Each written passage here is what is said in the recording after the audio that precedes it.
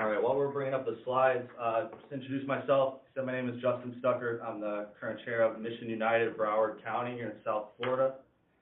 And I'm Stella Tokar. I'm the vice chair of the advisory council and been with Mission United since 2012. And both of us are business owners. We have our own businesses. And of course, we're volunteers on the council. You get the phone close to that. Does anybody else hear that feedback? Raise your hand in the camera maybe if you hear the feedback. Thanks so much.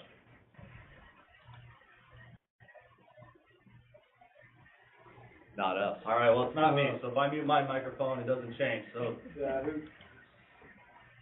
Dan Campbell. Jim? Oh. Down there somewhere. Somebody's got a microphone on. Maybe Dan Campbell. I don't know.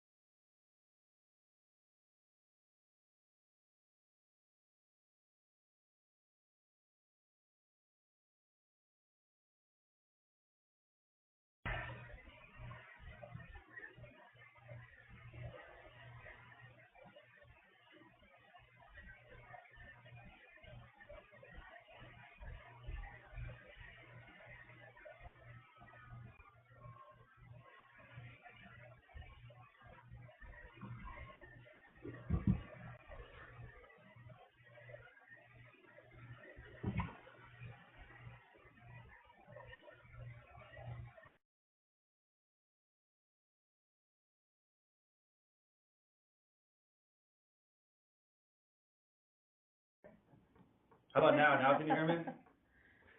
Hilarious. Yep. Yeah. Good. Oh, yeah. Bye, Dan. You're good. All right, perfect. Thanks so much for that. If anybody has any hearing problems later on, just wave your arms like crazy and we'll know. Dan Campbell has been. Good. That's the building. So like I said, we're with Mission United, South Florida. I'll give you the short version of it now, but our program revolves around our case managers. So we do an intake process with the veterans that reach out for help. They evaluate all the different issues. We learned real early on that was important. If they come in with a housing issue and they're about to get foreclosed on, obviously they have other issues going on, so us just putting them in another house isn't going to solve everything, and we end up seeing them again later. So we evaluate the entire person and really identify all of the issues, employment, mental health, whatever it may be, and try and serve all of them at the same time. So we've developed a very large network of service providers down here in South Florida. That's really the key to our success. So, you know, a lot of our partners, and I list some in one of my later slides, but, you know, including the VA, a lot of nonprofits, a lot of for-profit corporations, and, you know, a variety of other people here in our community. And then the community involvement has been just vital. We have typically at one of our advisory board meetings, which we hold monthly, we've got 40 to 60 people there, each representing a different organization right here in the county. So a lot of those are the big Fortune 500 corporations downtown, and then countless other nonprofits, government officials, Paul Russo from the VA system here in South Florida, and that's really been the key for us. We focus on 6 pillars, so you can see them on the slide there. Those are our areas that we specifically serve. Each one of those areas, we have a separate committee of professionals that focus just on that and trying to grow our services and our capabilities in that field. Next slide. So this is what we're going to talk about today.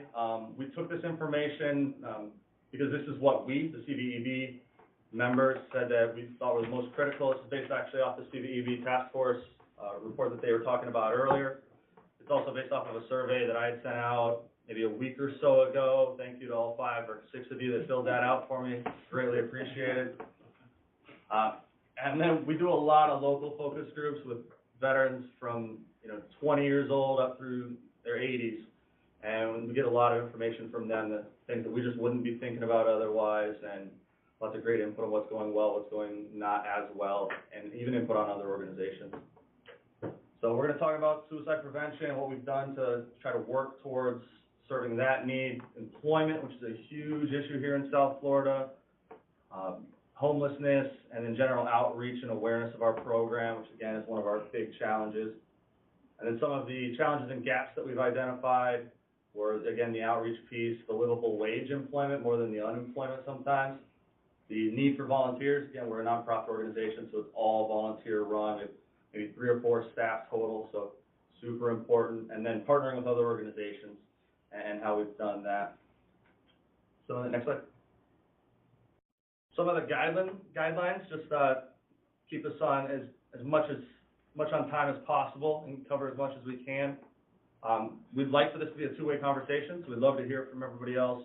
Looks like we've got 150 plus people on the call right now, so we'd love to hear from as many of you as possible, but if you're going to comment or share a best practice or anything like that, please try to keep it short to the point. Try to stay on topic the best we can. Understand that we'd like to continue this conversation after this, so that we don't have to get everything in here if we can't, but it doesn't mean that we'll never talk about it. So if there's anything that we talk about or a best practice that you have, if you could please share that with Cajun so that he can get it out to the rest of us. Or if you have a challenge that you want just some third-party input on, you send all that through Cajun, then he can get it to us, and we can share some of the things that we've tried to work or didn't work in the past. I'd like to try and focus more on the positive things, the best practices, as opposed to complaining about things that aren't working the best that we can. And understand that what we're sharing from here is our opinion on what we believe has worked well for us here in our specific area.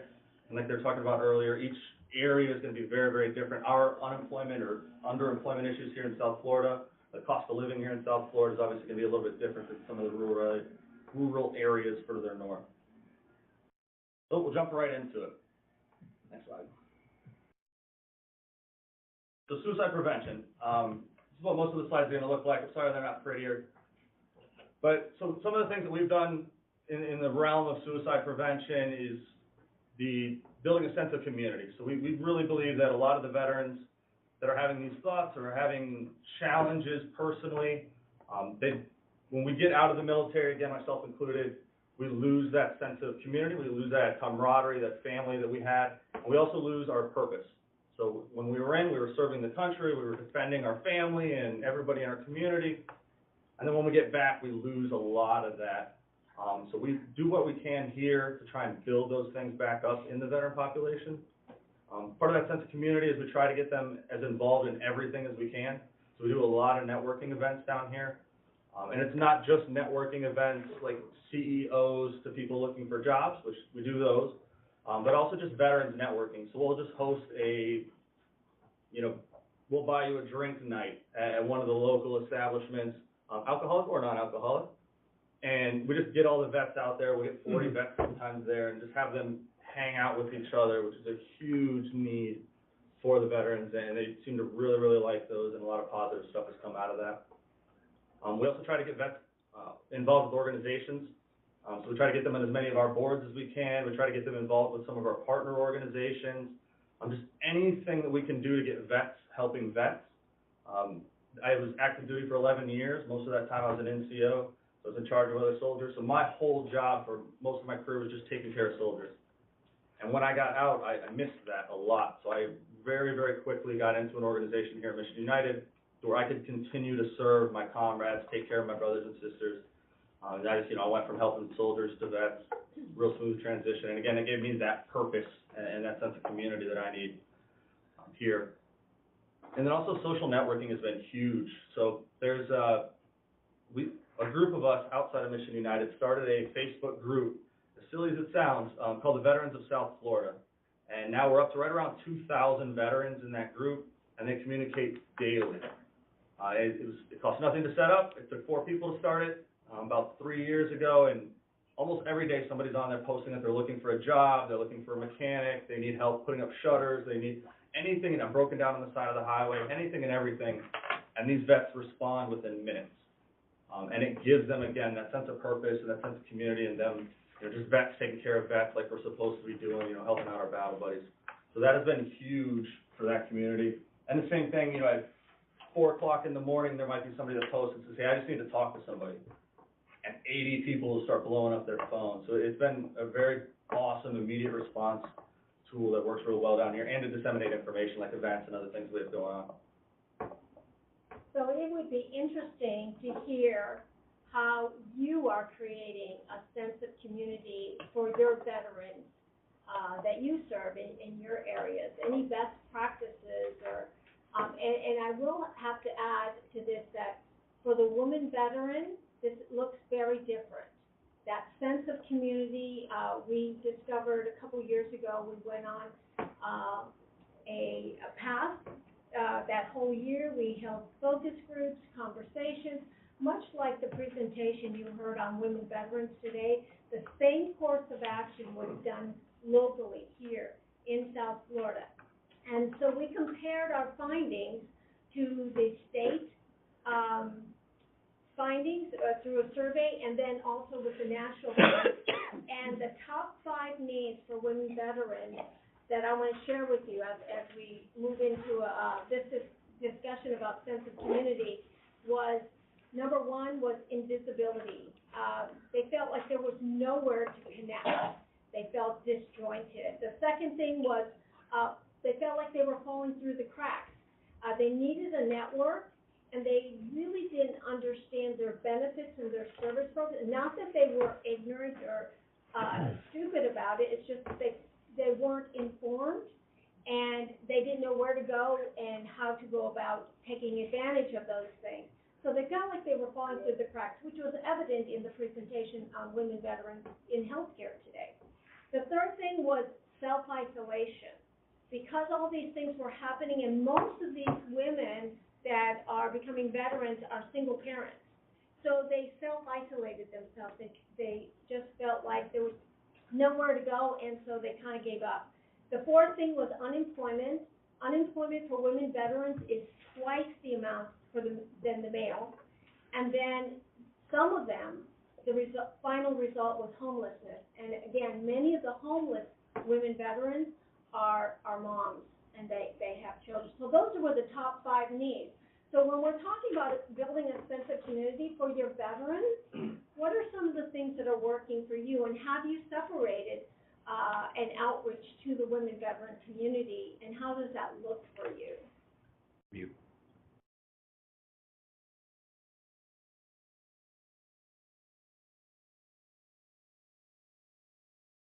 What would like to begin? A best practice, something that's going well for you, or something that's a challenge. We have giveaways. So how do we get a hold, how do we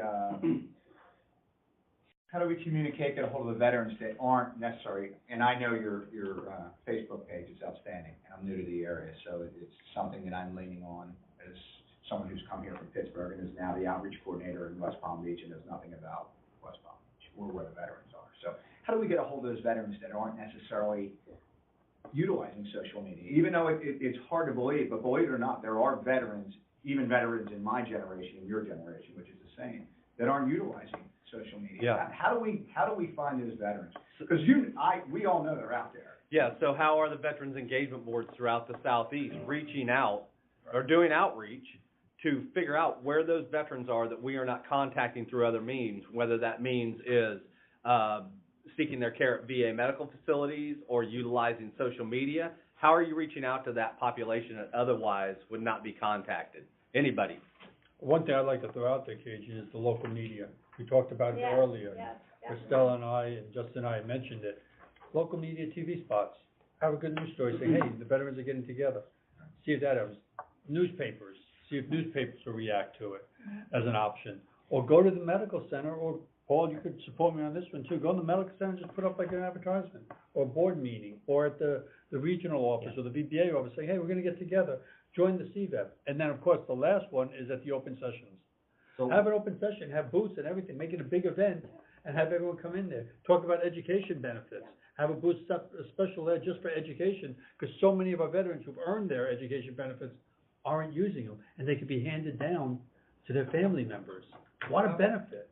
Comcast, everybody has Comcast. Yeah. They do those public service Yeah. announcements, PSAs. for free. I mean, why can't, if you're gonna have like South Florida Veterans, the Facebook, or you're gonna have an event, somebody reach out to, Comcast and say, hey, do you guys mind doing a public service event in the Fort Lauderdale, Broward County area? I mean, they just send out send it, like at midnight when you think everybody's up, or like in the afternoon. And that should be sufficient enough to like, at least get that engagement piece. I think that's what's lacking, is the engagement, or the advertisement of it. That we They do don't that have. free? Comcast does that free? Exactly, There I'm are, getting yes, it. so each, media group has a PSA protocol. Mhm. Not every radio station has it anymore, but there are a lot of them that still do, and we try to utilize them as much as possible. We were just talking about the rebranding of how the community is being informed, and the picture that the media is painting of the veteran is, one-dimensional. The veteran is multi-dimensional. There are different, transition is transition, but there are different faces to the veteran's, demeanor and who they are. And our PR we need to use that same media source and kind of reverse it and take active role in getting the message out there and rebrand what a veteran looks like, and make sure that we show all sides of a veteran's life. Wanna talk that? No, Hey, I have a whole other slide for that. Oh. Okay, all right, so we'll get there, but I'm sorry, Stella, go ahead, I'm sorry for interrupting. No, I was just wondering if we could open the floor back up to anybody out there that wants to share a best practice on, creating a sense of community, or a challenge that maybe we could discuss, from your, community. So I'm just gonna interject this too, Chamber of Commerce. Well, how awesome would it be to have a hiring vets job fair sponsored by the Chamber of Commerce, and let all corporate America come to it to focus on hiring veterans. And the way you get in, show your 214. Many of our municipalities in Broward, we have 31 cities here, and I know 3 of them that have veteran fairs, job fairs within their cities, and I believe there's probably more than that. But the Chambers of Commerce partner with them, and the municipalities are lending themselves to that, so. And I have 2 little slides on it for you. But to answer your question about how do we reach the veterans that aren't maybe on social media, or that, aren't involved in our traditional choke points that we think of, infantry backgrounds, everything's gonna have weird infantry times. But, I think a big piece of it is veteran to veteran. So 75% of the veterans that I've done focus groups with say that they interact and socialize with other veterans at least once a month. About half of them is weekly. So that word of mouth spreading is so much better than a lot of other things. And I'm not one to sugarcoat a lot of things, but there's a lot of stigmas out there about organizations, the VA included. So if we're putting out information as the VA, certain people are going to listen to it. If we're putting information out as just a bunch of vets that hang out in a warehouse sometimes and drink beer out of a cooler, different groups are going to listen to it. So to have those advocates out there that are not technically, affiliated with the VA or with Mission United or with any other organization, they're just guys or women, just like anybody else. Like, hey, you know what? If you ever did need something, these are the guys to call. That's been huge. So that's why I like the Facebook group. There's no affiliation, there's nobody that runs the Facebook group, no organization, it's just a bunch of vets hanging out and trying to manage each other. Justin.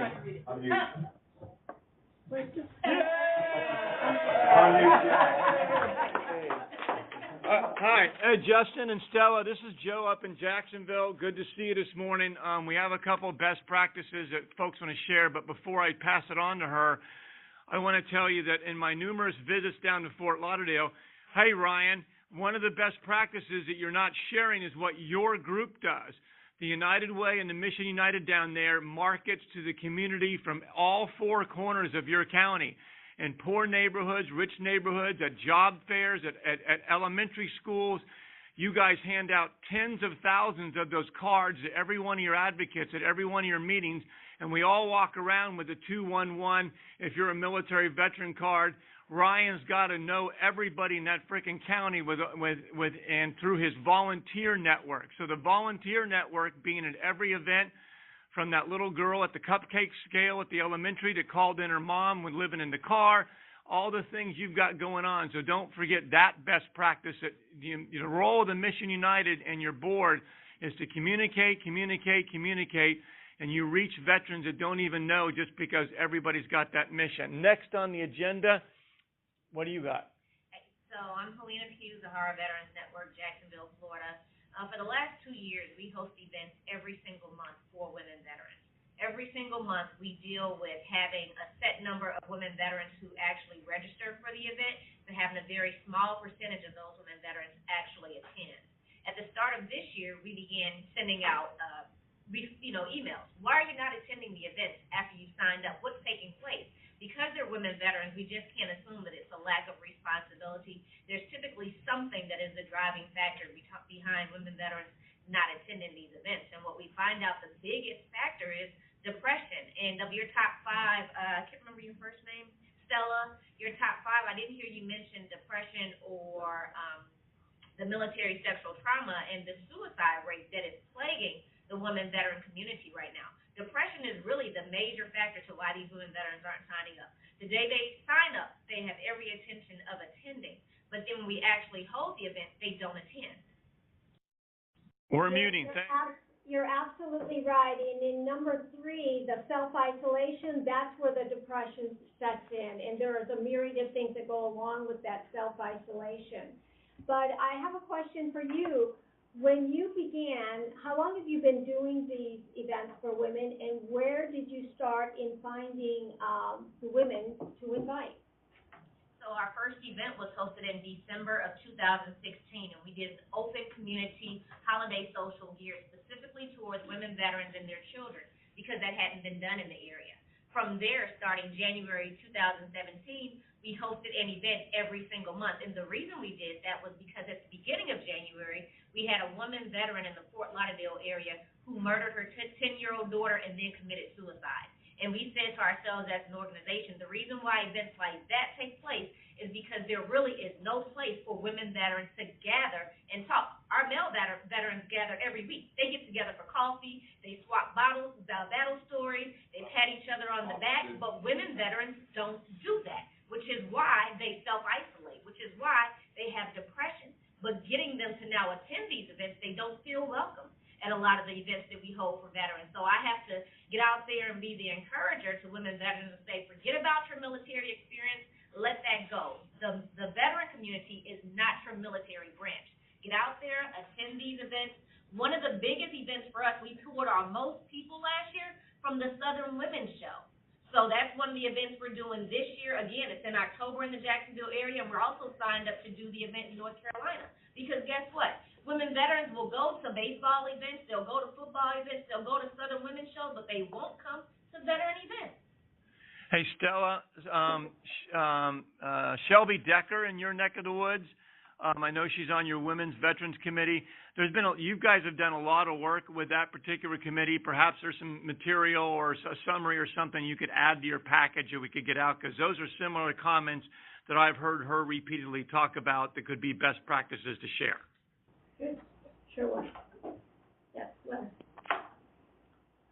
Great. We have Bay Pines that wants to make a comment. Bay Pines?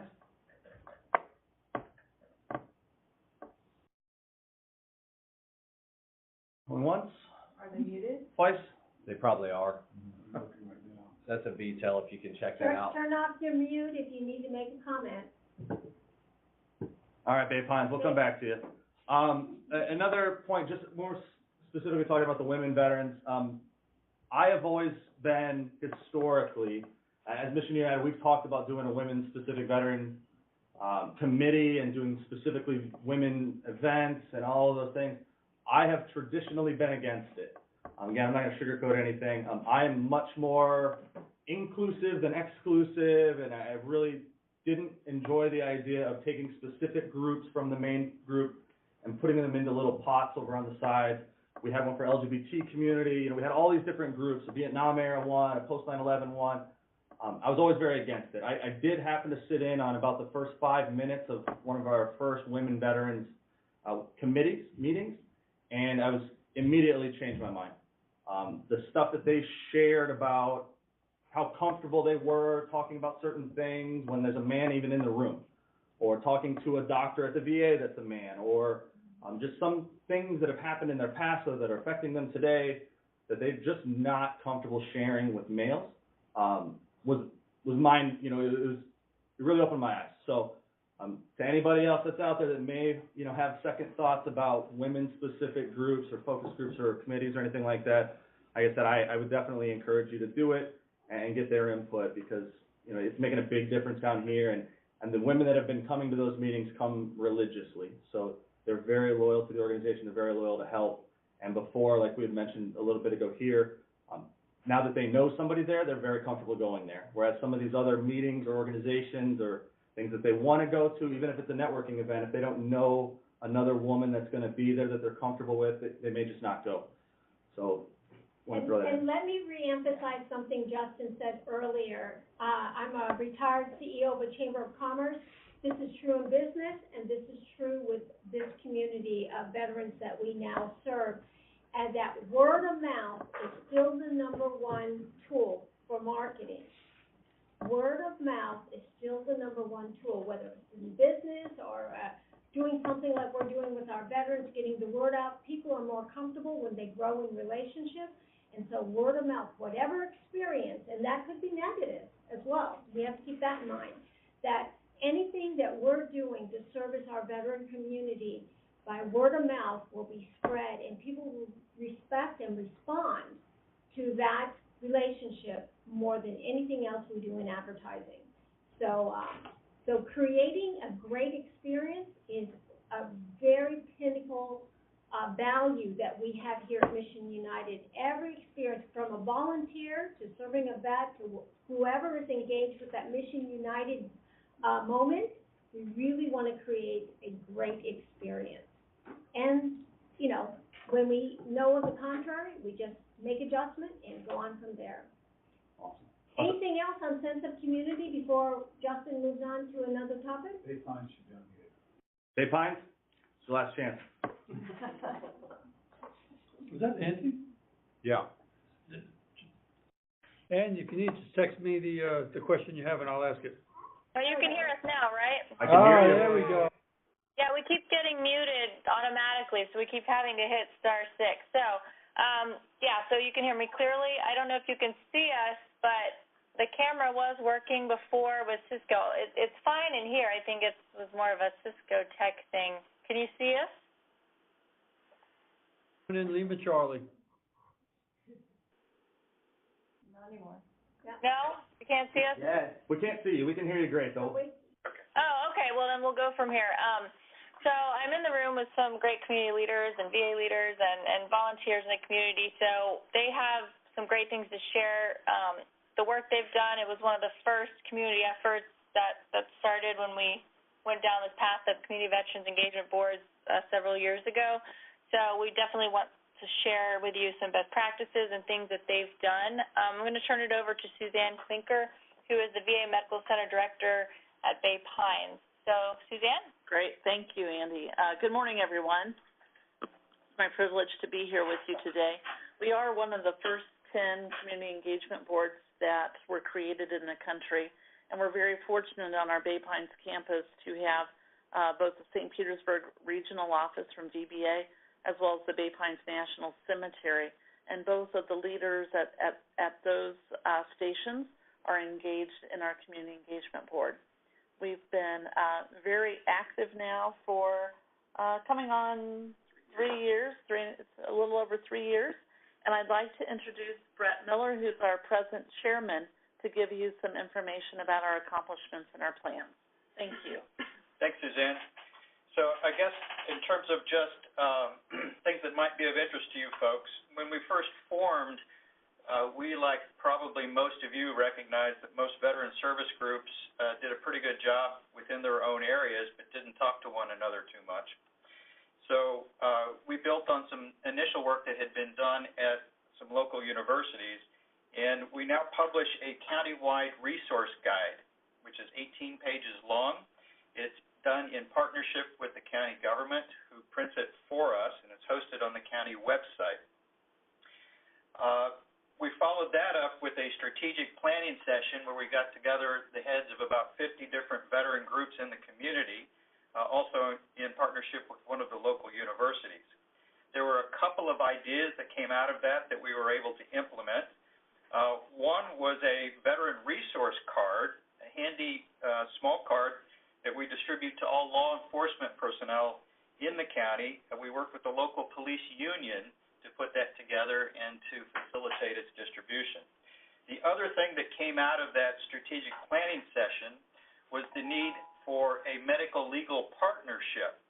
So we have a pro bono legal service here in the Tampa Bay area that is partnering with the medical center a couple of days a week now here at the medical center, where we have lawyers on site to work with veterans who are here at the medical center.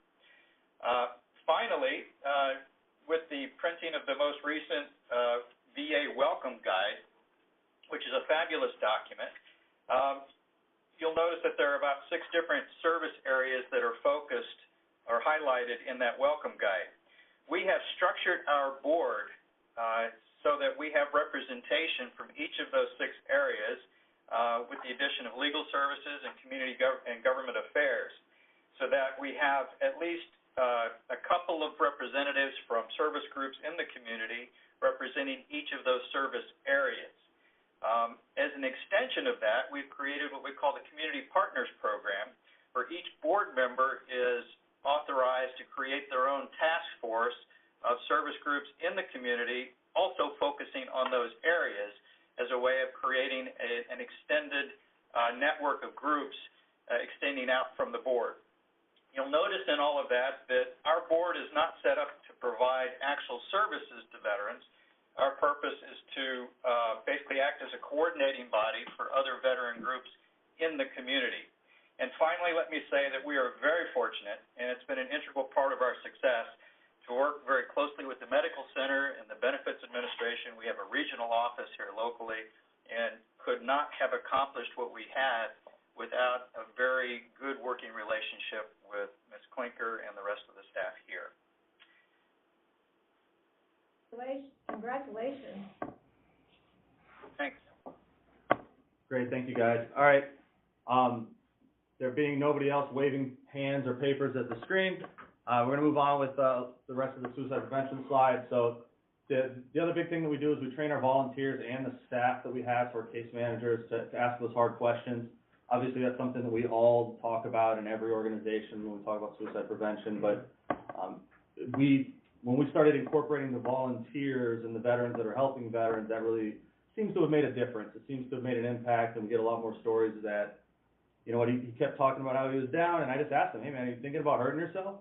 And he said, actually, you know what, I am. I think I've had some weird thoughts, I don't understand it, and we've been able to identify some cases where we could get them the assistance before they maybe, would have asked, or anybody would have caught it. So that's super important. Also, psycharmor.org we've been using down here to help train some of our volunteers and staff. Coincidentally, some of their sponsors are the Bob Woodruff Foundation, the National Veterans Intermediary, and the Wounded Warrior Project. Some of those we've heard about, or we've heard from earlier today. Comcast. And Comcast is a big one. And then, like I said, we try to give them purpose. We try to give them something to do, some way to help others. We try to get them involved, like, so with helping other vets. We have a good mentorship program down here, so we're tweaking it a little bit right now, but the more of those Vietnam-era veterans that, are retired and sitting home by themselves for weeks at a time that we can get involved with mentoring some of these young guys that are just coming out in a variety of different things, it gives everybody a battle buddy again and a sense of purpose. Can you advance this slide? Somebody? It's on Cajun. It's on Cajun. All right, well, we'll go to the next slide. So now I want to talk a little bit about immediate employment needs. So I say that when it comes to employment, we have an employment committee. We have, employment is one of the focuses of most the veteran organizations that were on these surveys. I see employment as a two-piece thing. So there's immediate employment, which, the guy needs a job yesterday because he can't pay his rent tomorrow.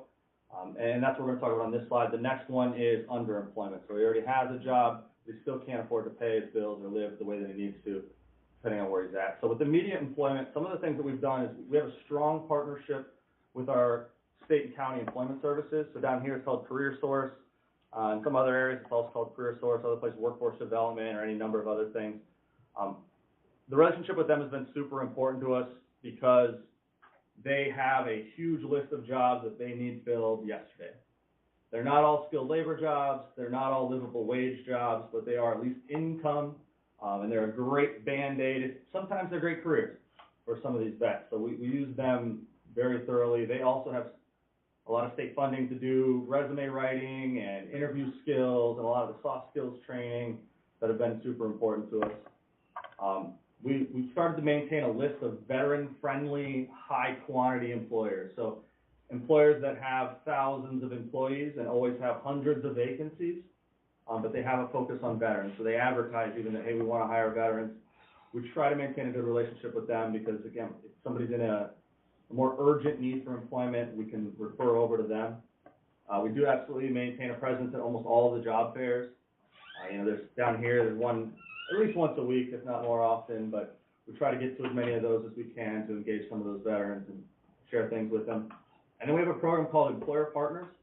So basically what this is a company that has agreed that if we send them an applicant that meets the qualifications for a vacancy that they have, they're going to at least interview that applicant. So we signed a memorandum of understanding with them. We'll talk about those a little bit later, but these people, like I said, they're going to interview everybody that we send them that qualifies for a vacancy that they have, and that's been a really big deal. I've met very few people that apply online and actually get jobs today in 2018, so this is at least a foot in the door, at least somebody's going to talk to them, and that seems to have been helping. Some of the areas where we haven't been, or in the past, that we identified as weaker areas, and now we've fixed. A big one very early on was we were not screening these veterans as well as we should have been, or as well as we could have, I guess. So as veterans would come in looking for work, whatever quantity that was, we were sending them as a referral to these employer partners that we had, and we burned some bridges. So it turned out the employee didn't have any interviewing skills whatsoever. They didn't know how to dress for an interview.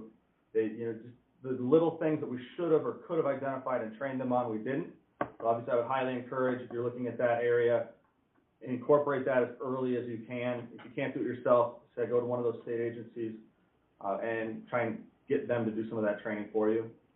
The handoff process and everything that we do, again, because we don't provide most services, we do a lot of referrals and partnering. That handoff process was not as pretty in the beginning as it is today. So it's super important because we became known in the community. We got some negative feedback. There was a stigma that all we do is vets call us, we just pass them off to somebody else. That hurt us a lot. So, we've fixed a lot of that. We have a much better follow-up process. A lot of times we'll try and physically walk people in to hand them off, or at least while I've got the veteran in front of us, we'll call that other agency, hey, I'm sending John over. This is John. John, say hi. John, you're going to go talk to Mary. She's on the phone. She understands you're coming. And that's helped a lot of the situations out. Also the livable wage. So South Florida is a little unique in that our cost of living is one of the highest in the country in comparison to our median wages. So the livable wage piece has become very, very important. There's a lot of jobs down here for minimum wage, but you can't even pay rent on minimum wage, let alone food and take care of your family and all of those things. So finding those livable wage jobs has been a big challenge, but it's a much larger focus of what we have going on now. And lastly, the flash to bang. So the time from when we initially talk to this veteran until the time that we actually get them to talk to an employer used to be a lot longer than it is today. And that's vital, again, because these immediate employment needs, they need a job yesterday. So now we get them, sometimes while we're sitting down with them, we'll get them connected to an employer, a group of employers, or it's a staffing agency or something like that right away. Did anybody else out in the community have any feedback specifically on immediate employment challenges or best practices? This is Jacksonville again. Real quick, we have the founder and co-cohabitator of a employment project with the city government we'd like to share with you. I'm going to introduce General Mike Fleming. Joe, thanks. In Jacksonville, we have something called the Jacksonville Military Veterans Coalition. Cajun actually attended one of our quarterly meetings, but we have over 450 companies that are part of that. I was with Deutsche Bank. We had something called Veterans on Wall Street, but we want to do something locally. And so we're in partnership with the city of Jacksonville. We have over 450 companies that are part of that have committed to hiring veterans. And it's a relatively straightforward process. We have some transition information. We have a number of things, but we found that the challenge for veterans was not that they didn't have enough information, they didn't have enough focused information. So we in Jacksonville want to do something specifically to draw veterans to come here to Jacksonville. So we have the Jacksonville Military Veterans Coalition, and we also have a kind of a sister website, the Northeast Florida Military Veteran College Network, to try to get veterans and families to come to get higher education in Jacksonville. And we're very willing to share all that information with anyone else. Yeah, General, for the organization that is out there that wants to take a first step in moving towards building a network like this, or maybe it's just started, what would be one word of advice that you would give them to go about that? I'd say get in contact with us. Yes. And we can, Ken Johnson, who's with the city of Jacksonville, is our partner, and we can take people through. I can send us to Cajun a information paper with the contact information and move that. We can, it's really, other cities can do it. It's almost, we've done the majority of the work and framed it out. The main thing is we're just to recruit local companies to be part of the coalition. It doesn't cost anything.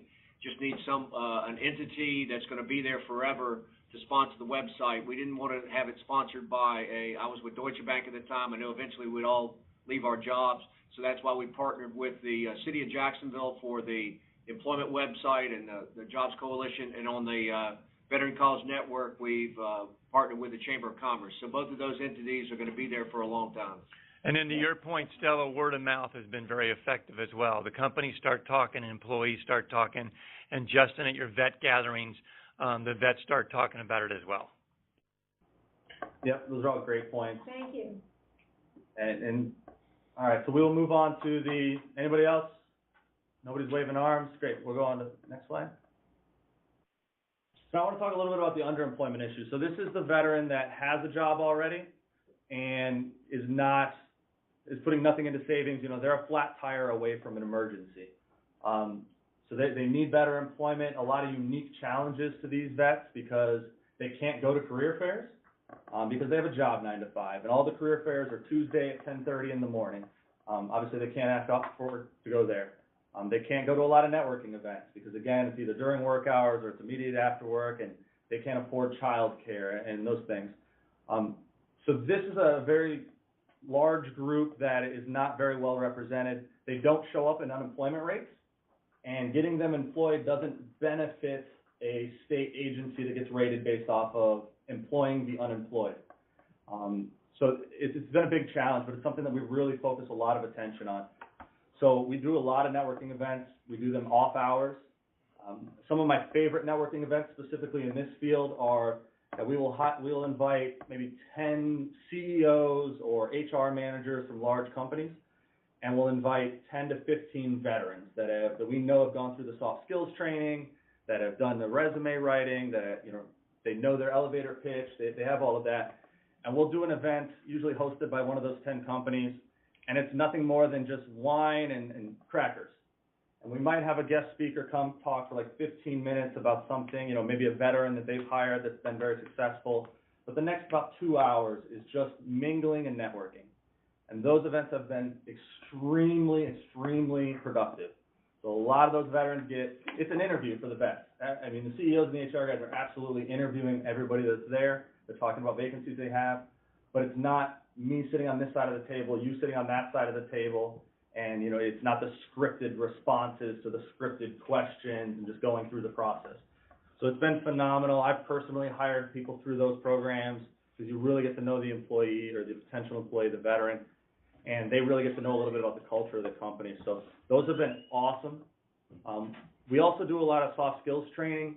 We don't typically provide the training, so we partner up with other organizations here in the community that already provide those. and we'll facilitate or we'll co-host or anything like that. A lot of our large corporations have training programs like that, and they love to give that to veterans. So we'll do that, again, off hours, which not as many people care for, but it's what the veterans need that are in this situation. And then back to our mentoring program, we have specific mentors just for employment and just for, we call them success coaches. So typically they are some of those business leaders here in our community, HR professionals, anything like that, and they'll mentor these veterans on the soft skills stuff, on the resume writing, on networking into the right business, and they take it as a personal responsibility or a personal success/failure on whether or not that veteran gets hired. So of course that veteran gets hired somewhere. One of our more recent explorations has been into industry associations. So South Florida, one of our biggest industries down here, the two biggest really is the marine industry, so we're the yacht capital of the world, and the tourism industry. So the Marine Industry Association of South Florida is a group, an association of all of the different marine companies that are down here. Turns out they have an employment committee specifically to help find and people, ways that the marine industry can market their jobs out to the community. So when we came in and said that, hey, we want to do that for veterans, on the other side, they went nuts and they ate it up. So now they sit on our committees, we sit on their committees. We are actually doing a veteran-specific marine industry job fair in August. And then we're talking to the Aviation Association, the tourism board, about these same things. So that looks like it's going to be very productive. And again, a lot of these are skilled trades, and a lot of these are skills that a lot of our veterans have. So we're teaching the industries and those other employers how to read a veteran's resume, which is one of the biggest challenges I feel that most employers have. If you look at my resume, you wouldn't know that I've had more institutional leadership training than most CEOs in South Florida. And as a veteran, I don't know how to communicate that. I mean, obviously I do, but a lot of veterans, they don't know how to communicate what their actual skills are into a resume. The employers don't know how to read what they actually put on the resume, so there's no connection. So that's something that we're really trying to work towards serving down here. And then the employer education. That's a really big piece for us. There are a lot of stigmas, and I have a whole slide to talk about stigmas later, so we'll hold that until later.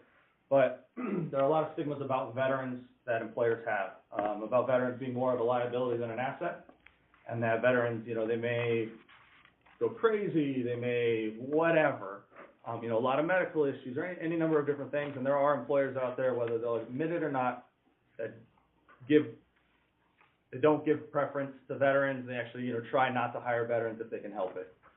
Which I know sounds crazy, but it is what it is. And so we spend a lot of time trying to educate those employers on what skills and what assets veterans actually bring to their organization, some of the tax benefits, and some of the success stories, again, we try and celebrate of employers that have done very well and now almost primarily hire veterans once they actually figure the process out. One area that we could have probably focused better on in the beginning was that we were too focused on unemployment rates. So again, the unemployment rates don't track this underemployment issue at all. So the unemployment rates only track people that don't have a job and are currently looking for a job. So those veterans that gave up looking, they don't count in those numbers either. And those veterans that have a minimum wage job from a large corporation that maybe sells coffee or something that says they're going to hire 10 million veterans and they're going to pay a minimum wage to sweep the floors, that's where those veterans end up. And again, 2 or 3 months down the road, they're right back, seeking emergency services. So big area for us. I don't know if anybody else is focusing on that or looking at that, any other feedback, best practices, or challenges.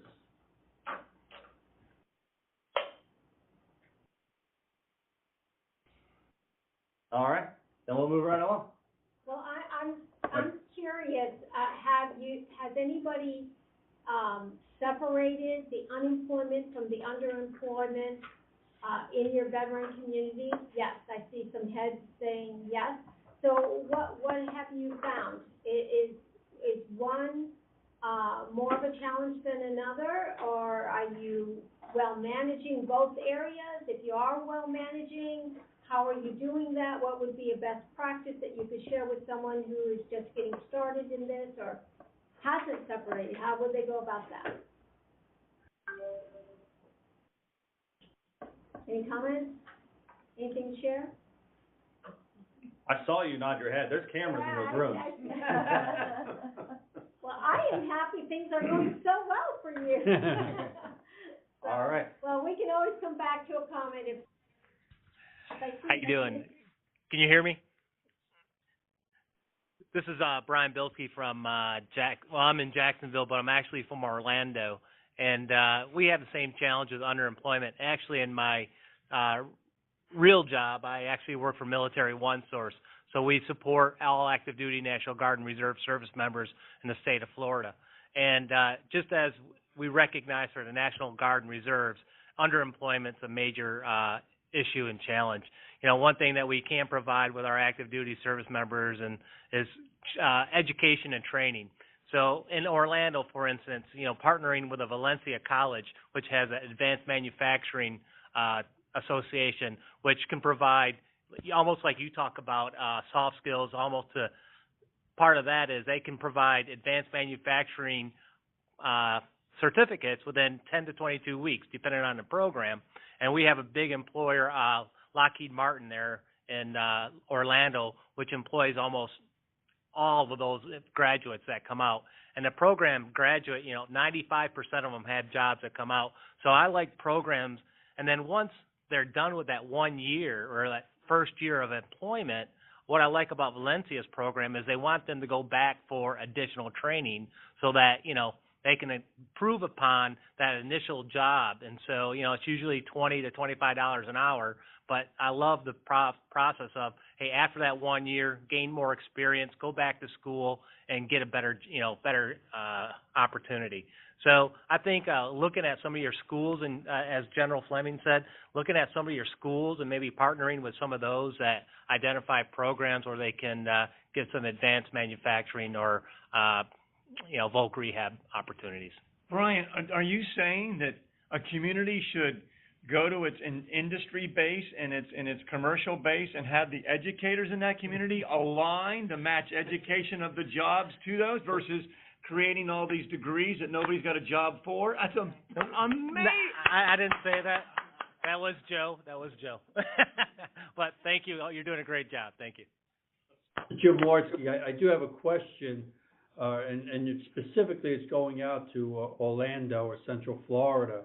You have some of the large entertainment companies there, like Disney, and I know that there's 65,000 employees plus you have an individual there by the name of Kevin Preston, who's part of the HR recruiting strictly for military. Is that somewhat of a productive way, or is that just at the wage grade that's not really where we're looking to be? And I don't know how well you work. You said you're from Orlando. I don't know how well you know or work with Kevin Preston and bring him into the CVEB group. And I know some of the big ones like Disney are specifically hiring executive directors to do the recruitment of veterans to get into their corporation. Actually, I do know Kevin. My prior job, I was in charge of transition for Marine Corps Wounded Warrior Regiment. So I was in charge of working with transitioning our service members from active duty, our wounded warriors for the Marine Corps. So I do know Kevin. Some of the challenges with Disney and you guys know down there in South Florida, the entertainment industry and tourism just doesn't pay very much at all. And so you're talking about, you know, the poor, you know, in Orlando's got the same challenge. We have a higher cost of living, and we are working with the Realtors Association, and that's kind of the challenge we have from a housing perspective, is finding affordable housing for the large, you know, industry or tourism industry workers that we have. And so I think, you know, even, Disney, if you go on their website and look at most of their jobs, you're talking $10 to $15 an hour. And so, but you need to have a skill. And same thing that we talked about when we were transitioning our severely wounded Marines. Hey, look, you need to develop a skill, whether it's going to college or get a voc rehab and that's why I like Valencia College, because they have a lot of programs that can get them into these, you know, maintenance, engineering type jobs or opportunities where they're paying a higher $20, $25 an hour wage. But finding you know, maybe an immediate job you were talking about just to get, you know, money coming in. But as you said, the underemployment is where it's really at. Good points. Thank you. Yeah. And also to your point, involving the schools has been really important. So a lot of these veteran-specific or the industry-specific job fairs that we're putting together right now, that's what we're doing. So we have especially the tech schools that are in our area, that they can get these certificates and stuff that they need. And we've worked it out with some of these employers that if they have vacancies for, let's say, a outboard engine mechanic for yachts, they'll give that vacancy out at the job fair. And if you're not qualified for it because you don't have a certain certificate or something like that, but you meet all the other qualifications, that job will give them a job, or that employer will give them a job offer, contingent upon they go to one of these schools that we have over here on this side of the room. They sign up now and they get that certificate. The job will be waiting for them as soon as they get, have it in their hands. So that's been really helpful because, again, otherwise the veterans see the job listed on the website. I don't have that. I don't qualify. They move on to something else.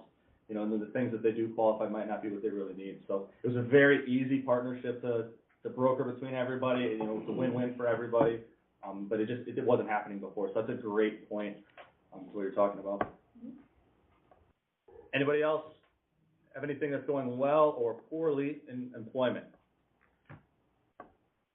All right, mediocre. Then we will go on to the next slide. The next one, I want to talk about housing. So we've already talked about a couple of these next topics, but housing has been a huge challenge for us, just like you were just saying in Orlando. Some of the things that have been working very well for us in South Florida with the housing and preventing homelessness, the SSVF grant, that we've gotten from the VA has been phenomenal. It's really a cornerstone of a lot of our housing solutions, specifically when it comes to the homeless veterans. Educating local law enforcement has been a big help to us. So getting them involved, having them know what our services are and what we can actually provide and who we can actually help. And then we give them our palm cards. So these palm cards, and I talked about it in our outreach slide, but we've got these little pocket-sized palm cards that have all of our pillars on one side, a cool little motivational message, and all our contact info on the other. These have been so important to getting awareness in the community about what we do. We have every sheriff, every police officer in our area, they carry a handful of these in their car. And if they meet veterans that are, having extra challenges or homeless veterans or anything like that, they're able to give those palm cards to them. They can call us, and then we can try to help them out the best we can. Landlord socials have been very productive for us as well. So like we were saying before, partnering with the realtor associations, we market those to them, and we do presentations at the realtor association meetings. But we also hold breakfasts with landlords, the landlord breakfast. We hold lunch and learns, we call them, with landlords and other realtors. So we bring as many of them out and we buy them all lunch. And we talk to them about some of our programs, see if we can get a couple landlords to agree to rent at a fair wage. And if we can get a couple realtors to work with us on selling homes to veterans, it's another big piece. And then we publicize. We celebrate the landlords that help us. So in all of our partnerships, be it employers, housing, whatever it is, we try and get as much positive media out there, celebration about that relationship as we can, because we've created a place that people want to be. So they know that if they're part of our program, we're doing great things already, but they want to be seen as a part of this program. So that helps us a lot when it goes out to try and, market or recruit new partners. And then we're also doing a lot of seminars. So our education committee and our housing committee work together, and they put on seminars. Some of them are first-time home buyer seminars. Some of them are credit building seminars to help them get to the first-time home buying seminars. But we also do, just like with the employment or the unemployment and underemployment issue, we also focus on the veterans that are already doing well, and we try to help them do even better.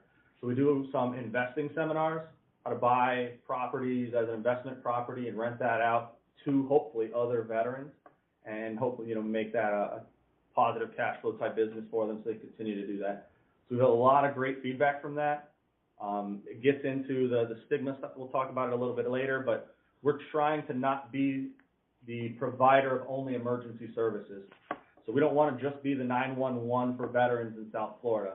We want to be the everything for veterans in South Florida. So absolutely, we do the emergency services. We connect them to partners very, very well if they're about to get evicted or anything like that. But we also want to help all the other veterans to prevent that. So a lot of those cases, when they're in emergency need now, if we had just talked to them 6 months ago, we could have prevented that. So we're doing a lot of focus on that. Again, some of the other things, we probably could have done a little bit better before. Right when we were getting started, we didn't screen the veterans as best as we do now, or as good as we do now. So we sent some veterans into landlords that maybe weren't ready for that situation, or maybe their finances weren't as where they needed to be. So 3 months later, we see the exact same veteran again, but the next time we reach out to that landlord, they're not as interested in working with one of our people. So that was a big challenge for us. Again, we do a lot better job at that now. And we didn't in the beginning, again, just like with employment, sometimes we didn't screen them as well for other challenges they had going on. So, if they came in and they're about to get evicted, we put our housing committee on it and our, the staff for that and the SSBF grant and all of those things, and we helped them prevent eviction or got them into another place immediately, and that was a huge success.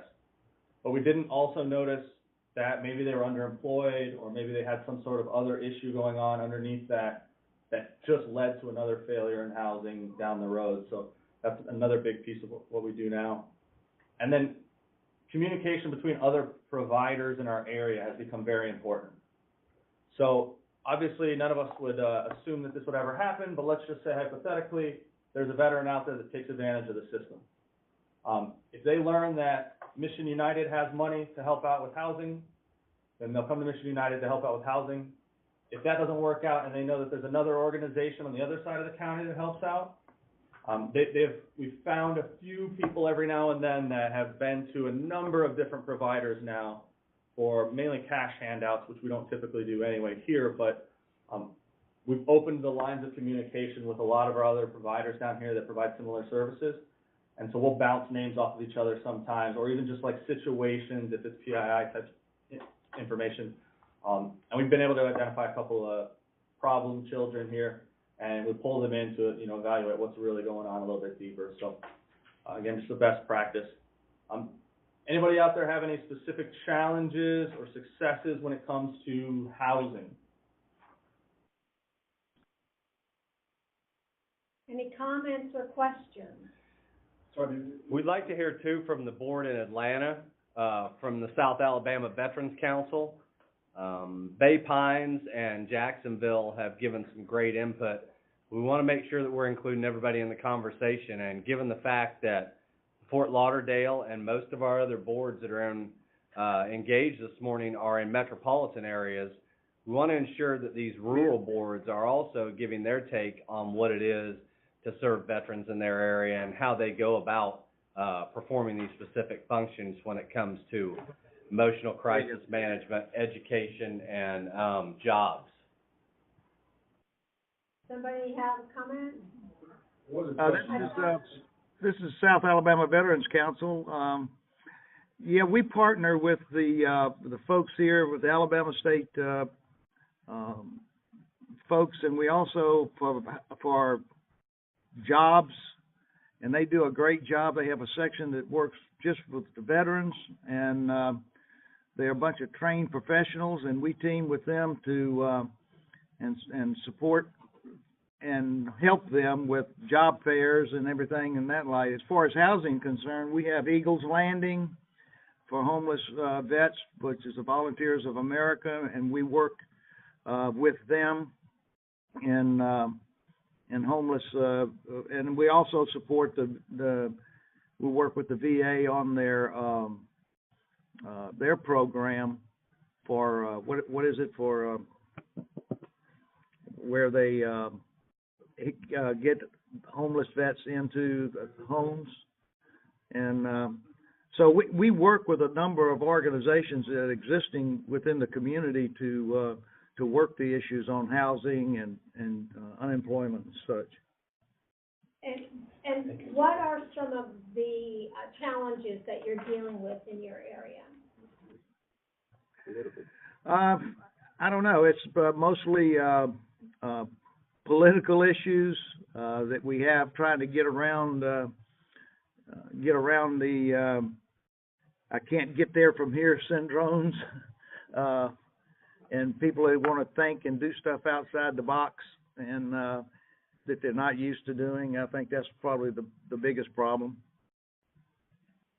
Okay.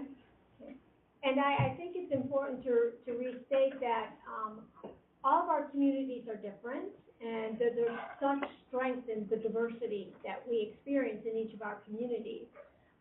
So when we're sharing best practices or challenges, we're just hoping that there might be a nugget out there that maybe you can take away or lend if somebody states a challenge.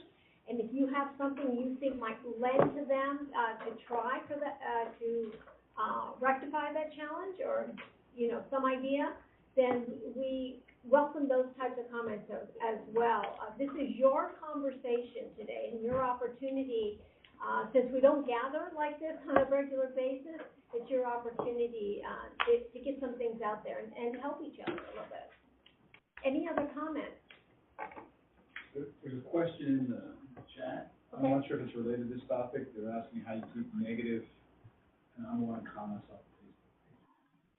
So there's a question in the chat, talking about earlier when we talked about Facebook groups, and says how do you keep unwanted messages and negative messages off of a Facebook page. So the one that I manage, we've had 14 admins on it.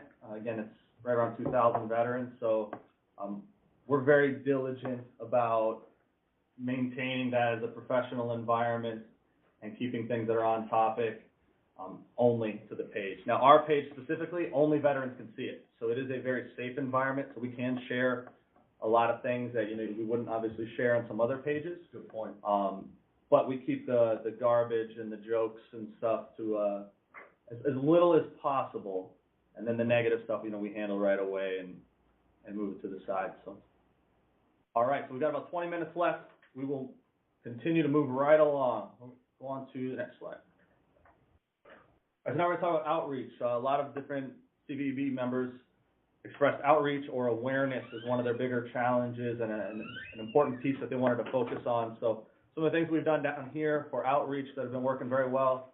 One, we're a program of the United Way. That's a fairly popular organization people have at least heard of, so that gives us a lot of credibility, as opposed to some of the smaller organizations that we have here in our community. It's a little bit harder for them to get into some doors.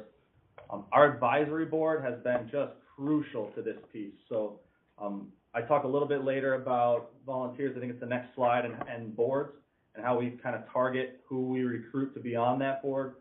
But, you know, we bring in a lot of people that have already a huge public outreach themselves, and once we get them bought off on the program, then obviously they're going to go and share that with their community, and that helps a lot. That feeds right into the community partners. Same thing, we get them involved with our boards as early as we can, and we share their information, they share our information, and that works really well.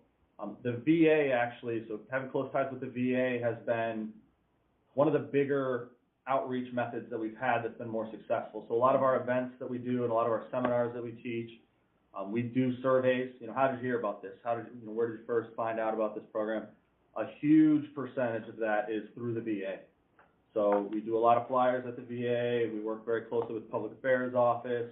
Some doctors at the VA actually carry some of our flyers, and they have our information, and social workers, all of those things, because, you know, they too have gaps sometimes or areas that they can't work on specifically, and maybe a local organization can do something a little bit quicker for them. I talked already about the palm cards. They're absolutely essential. Shoot me an email, I'll send you a copy of one, or Cajun maybe has one, I'll give them one. Those have worked out really, really well.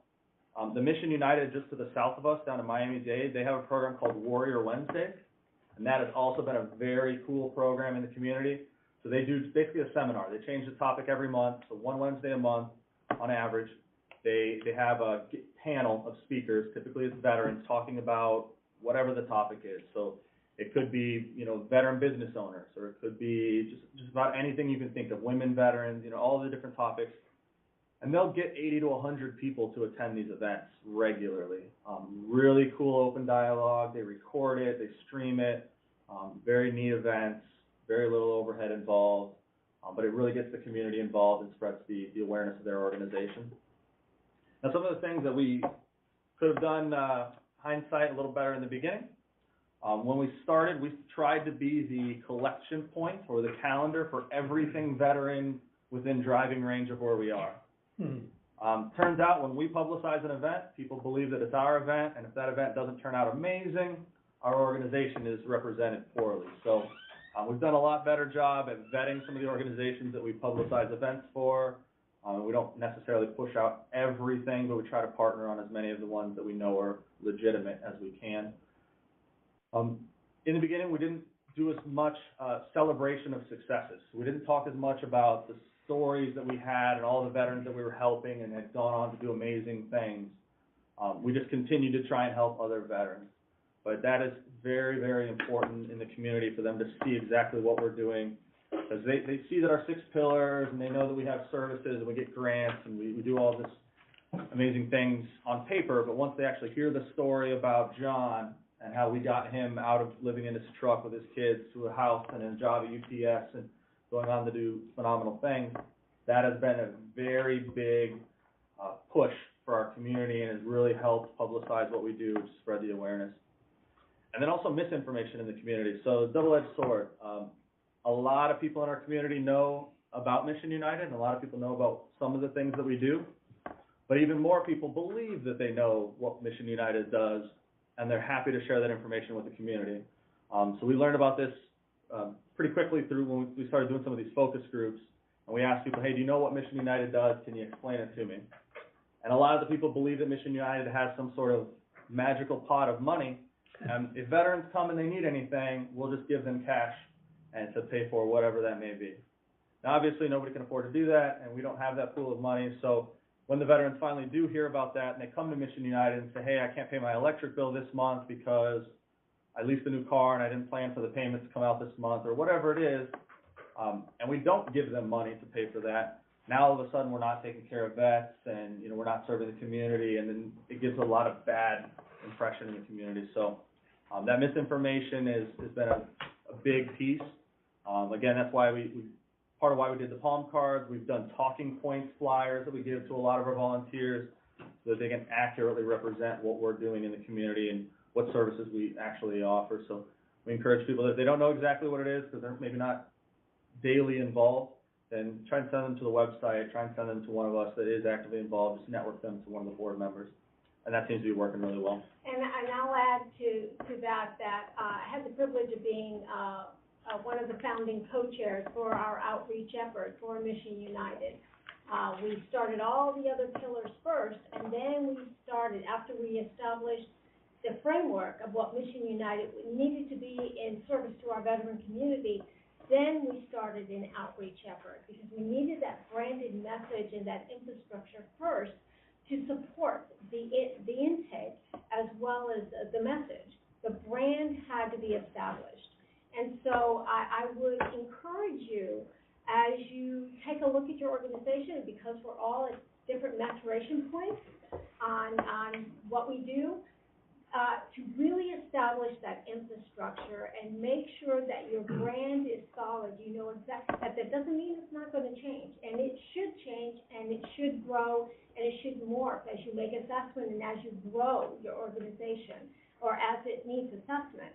But that will be driven by the intake of information from your veterans. And so be very intentional about what you're doing when it comes to outreach. And we learned a lot of great lessons and a lot of tough lessons along the way.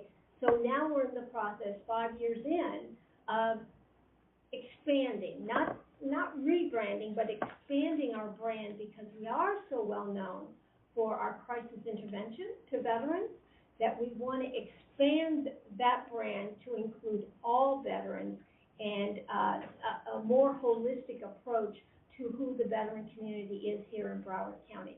And I'm going to leave you, before we go to comments, I wrote down something that Linda Davis said in her presentation. She said, what we can't buy is engagement and outreach. That's inclusive of outreach and what that brand looks like. And she said, we can't buy that. It has to be created. It has to be experienced.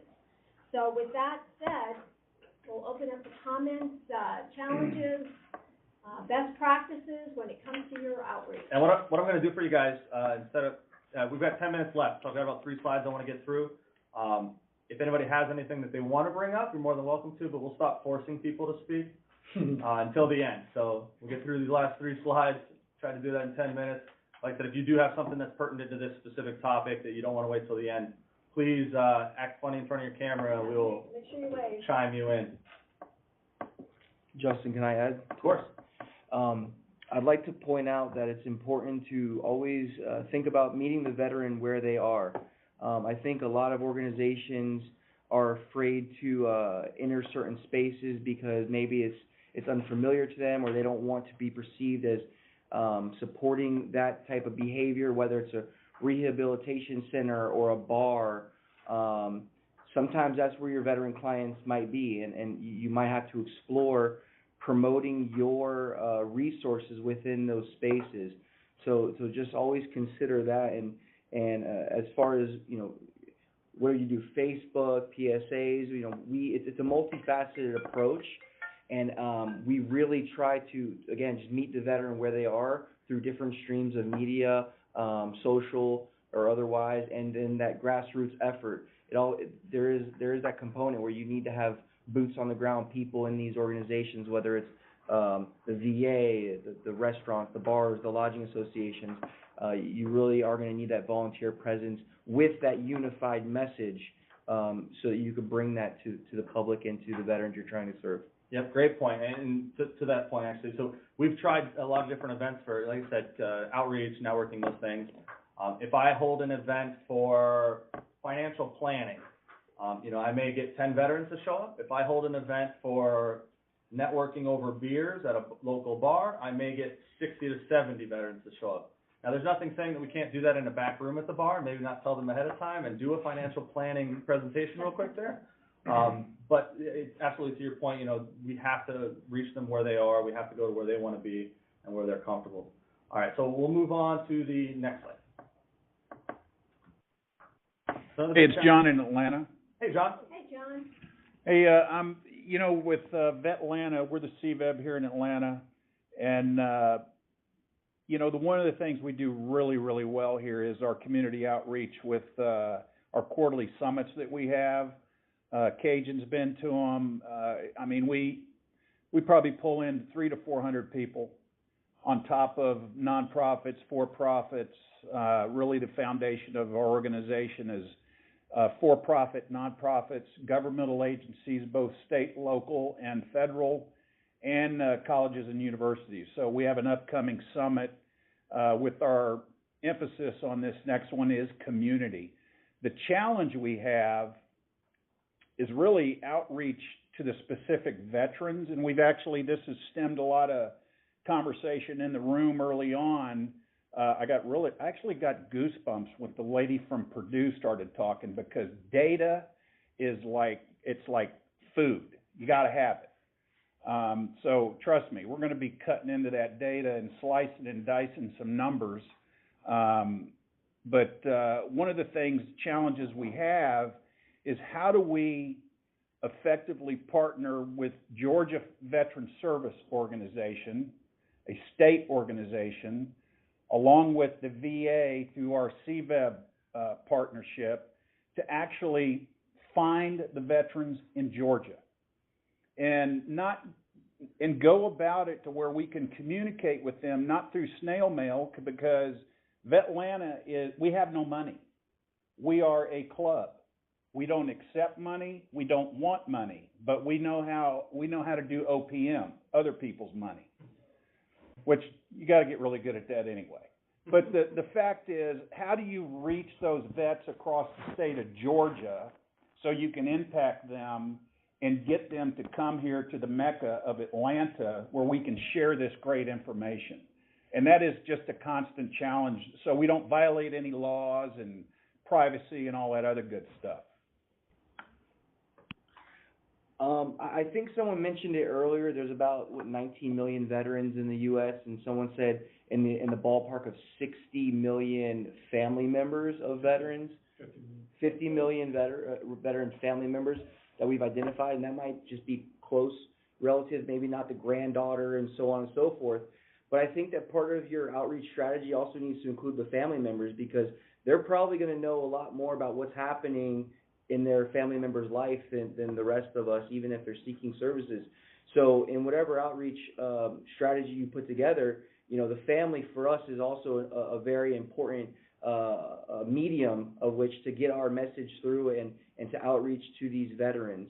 And I think for us, that's been something that we've been trying to incorporate so that we can again, just, they might not hear it if they hear it from us, but if they hear it from, their daughter, who's really concerned about their well-being, it might resonate a little bit better. So that's just one of the things we've been doing with our PSAs, through Cox Media Communication and iHeartRadio, trying to, maybe we're not touching the veteran directly, but we are touching a family member and somebody in their close support circle.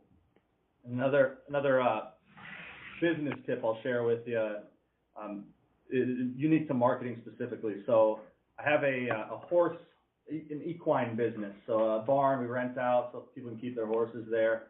About 3 years ago, I started a Facebook page called South Florida Horse Life. And it wasn't run by it's just me as an individual, no business affiliation, no nothing. And all I did was continuously post things that were funny about horses or horse information or whatever. And people found it, and they started adding their friends. They started sharing horses for sale. They started sharing everything. Now I've got about 7,000 or 8,000 people here in the local area in that group. And now I can market my business there like fish in a barrel. The same thing can be done with veteran organizations. Veterans have a lot of pride, right? So when it comes to the stigmas and those things, veterans don't want to reach out for help. They don't want to ask for help. And because of that, when we say, hey, we're doing this thing and we're the VA, come check it out, a lot of veterans just aren't going to go because they don't want to have that. They don't need help. They're good on their own. Same thing with nonprofit organizations.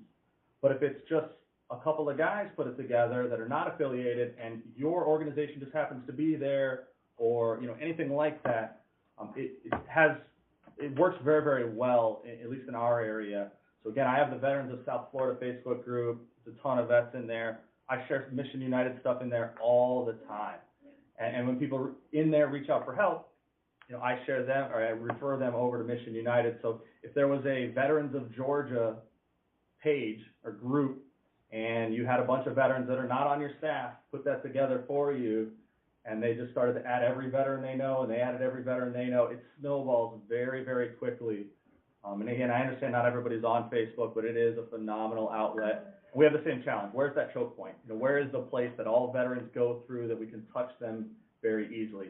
We can't get a list for whatever reason from DOD as these guys get out of the military. I know that the VA can't give it to us because of medical information. So we have to figure out something. And most of them have a need or a want to network and socialize with other veterans. And so that's a big area that we focus on. Justin, we're working that issue as the VA, and that is the transition. Everyone when they leave an active duty takes the TAPS program, got that. But we're working very diligently with DOD and the VA so that as a person, and here this world of optimum odds, I guess I could call it, but what we're looking at to be the ultimate, when a person is leaving active duty, whether retirement, PCS, ETS, whatever, and they're leaving, that they're going to be going through their disability exam. So on the day that they leave service, they already have their disability percentage. What a great world that would be. And they're leaving active duty with their 214 in hand, going to a community. It's, oh, by the way, we've already called up that community. People like you who are going to call up and say, you and Stella, and say, hey, an email, this person's coming to the community. Reach out to them, see what they need. Real estate, job, whatever. Welcome them in. That's the world that we're seeking to go to, and we're not that far off from it. That's a total game changer. The post office does it. We're getting there. We in the Vet Center program have always advocated that although we're part of the VA, we are not, we don't quite have the stigma of the VA that some of the large clinics and hospital situations have. And we are trying very hard to advocate for send us the DD-214 for everybody who comes into Broward County, because we do that's what we do. We do outreach for the VA, and we can then refer. And it's such a, there's 300 vet centers around the country. They're already sitting there. And we're out struggling trying to find veterans too, just like you guys are, and, just we can help them get hooked up with the VA for health care. We can send them to you guys if they're needing housing. It's an asset that's sitting there. But you guys have a VA email address. I know. You're part of the VA. Yeah, I mean, in the eyes of the veteran in the community, you're part of the VA. But we don't email with veterans. I'm talking about a phone call. Don't get me wrong, I love the VA. I know, especially down here. I know you, Justin. Let me throw you one other idea. You're in the Atlanta area. I have several clients for my business, Bolt Consulting, that I'm in and out of there to do work with. And I take advantage of the state chamber. It's right downtown all the time. And they have a whole veteran outreach initiative. I would visit the Chamber of Commerce. It's a Georgia State Chamber right there in downtown Atlanta, and they could partner with you as well to reach out. Well, I also know, so I don't know who mentioned it. I know the Georgia State Veteran Services, for every person that their home of record is Georgia, that is getting out of the military, their DD-214 goes to Georgia Veteran Services, and they know who's coming.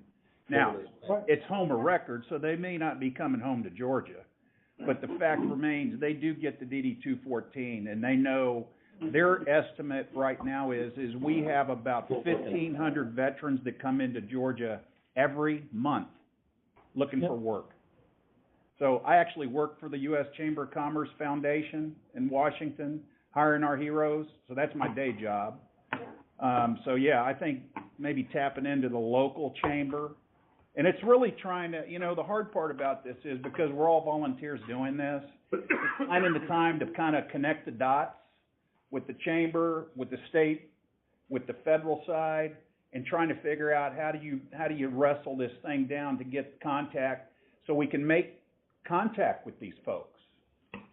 Because I find it amazing, even today, people don't know what the VA provides.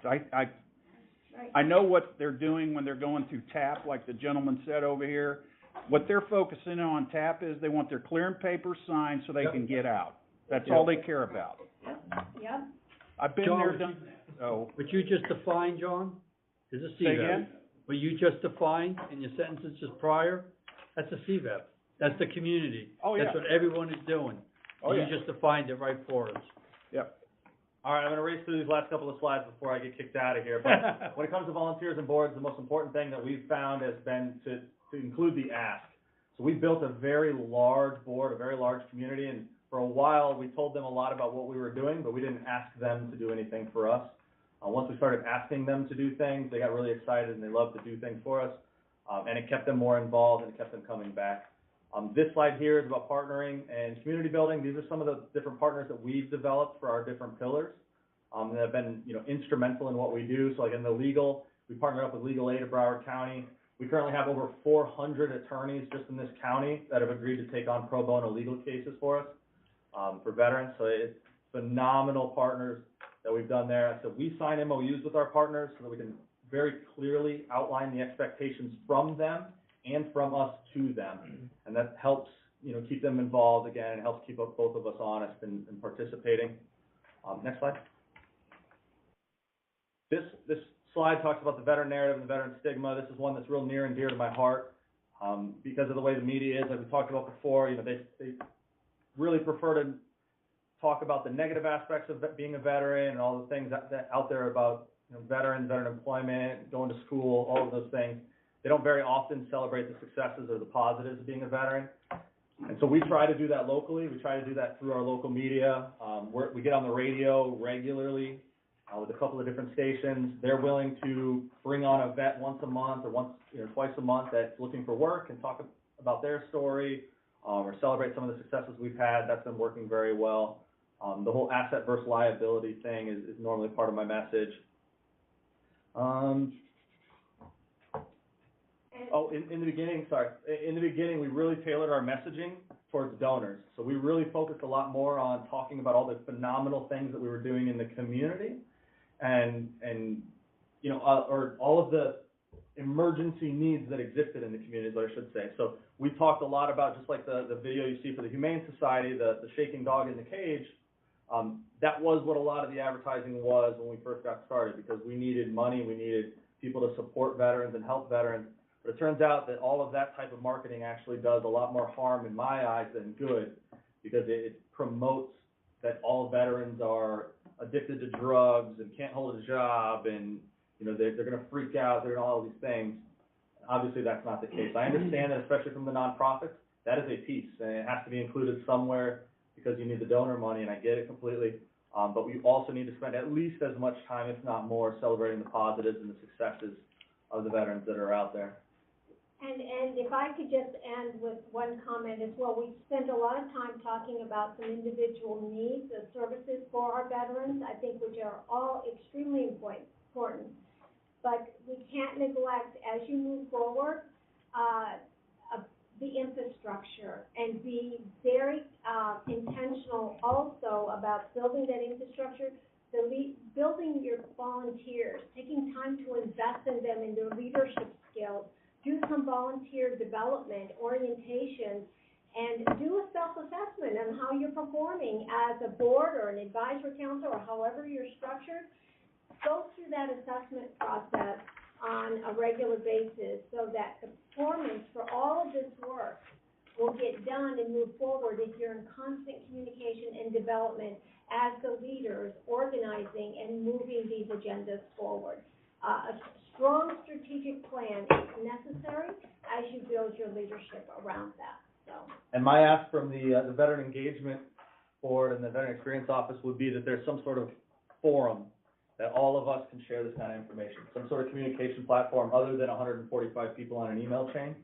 If there was a place that we could upload these slides and that people could ask, hey, what are you guys doing for community involvement, for community engagement? And if we could share, hey, here's what we've been doing, here's a slide, here's a picture, and other people could do the same, one gathering point of all that stuff, that would be amazing. We do have a website as a community engagement part of VEO. We could look into making that broader. Once again, we're new. I get it. And in all honesty, we relaunched ourselves on 1 October after we started in 2015. 1 October, we have this new format and good words of advice. This is why we love listening to these networking events, and we'll take action to see how we can try to get a better open forum. And I just want to say kudos to all of you serving our veterans. Yeah, so we are very close, if not over time. I want to be respectful of the rest of your day. There are a couple of things I do want to cover, though. First, thank you everyone out there for your time and your support. At one point, we were well over 200 engaged on this, and that includes some groups that are anywhere from 4 to 18 people sitting in a room. So who knows how many we had today. This is the end of the beginning. This is the time when we initially see each other's faces. We talk about some of the things that we're proud of. We talk about some of the things that are challenging us. And we get ideas from colleagues and other veterans advocates in different areas that can assist us in helping veterans. So Justin hit it on the head. We need a forum for the Southeast CVEB leadership to be able to blog and be able to talk quickly back and forth and share documents. The VA cannot provide that. We have specific rules and regulations. But Justin seems to already have done that. That's right. Sure. So this is the end of the beginning. We now can start the next phase of that. And that is open and sharing communication to develop trusted relationships, not only between colleagues who have volunteered their time and their efforts to serve on and lead these veterans engagement boards, but also others that would like to be a part of the concerted effort and the partnership in individual communities. So I want to thank Tony Davis, who is at the Jacksonville location. Tony went out to Cisco and began this on his own, basically. That was when the Veterans Experience Office was very young, 5 or 6 months old, and 24 employees. Tony Davis somehow got Cisco, this probably billion-dollar corporation, to give free space and their capabilities in conducting these telepresence events for the North Atlantic District networking event. At that time, Jim Worski was the only executive director because that's all there was North Carolina to Maine Veterans Experience Office. And we were building the airplane in flight, and Tony Davis went out and figured out how we partner with private industry to provide teleconferences that would be a positive impact on our communities and bring people together. So I always want to remember him because he's the one that started this. We're getting a little better at it. We're learning lessons as we go along. It's not about us, though. It's about you and the value that you draw out of this. And lastly, I want to thank Cisco. You guys have been an amazing partner. You give us these facilities. You make fair. We have refreshments. And just you know, the outpouring of support, that you've given us, you know, in trying to take care of veterans. I can't say enough about what you've done, not only for the VA, but for our community partners. And none of this would be possible without you. We could not dial into details from our VA facilities without you providing this platform. We would not be sitting in this room, enjoying each other's fellowship and, you know, getting with like-minded people if it wasn't for you. So thank you. We appreciate it. It's the least we can do, right? We thank you for your service and for the things that you're doing for the vets, and obviously all the things that the vets do for our country. So, And lastly, I'm over time, so I'd like to turn it over to retired Army Colonel James Thank you. Worski to close us out. Thank you, sir. Thank you. Just in a couple of minutes, Eric, once again, as the Executive Director for Community Engagement, thank you very much, and thank you for Cisco for hosting this. I much appreciate our VA partners. Paul, thank you, everyone who's working for the VA. Welcome. Thank you all for being here. But mostly important, thank you to the communities and all the 501c3s, as I'm surrounded by a bunch of great people here in Fort Lauderdale, but of course the Southeast, the networking event was going on in Atlanta, South Alabama, Jacksonville. We had it up in Bay Pines too, where we had our representatives there. So thank you all for participating. But the biggest point that I can make out is the VA can't do it alone. We need the partnership. We need to take care of our veterans, and together, as I mentioned earlier, we're going to become that force multiplier, and we're going to take care of our veterans in whatever way they want. So thank you all. Thank you all for co-chairing and actually leading this discussion from Fort Lauderdale, and appreciate everyone's time. Drive safely, be careful, see you soon. Thank you.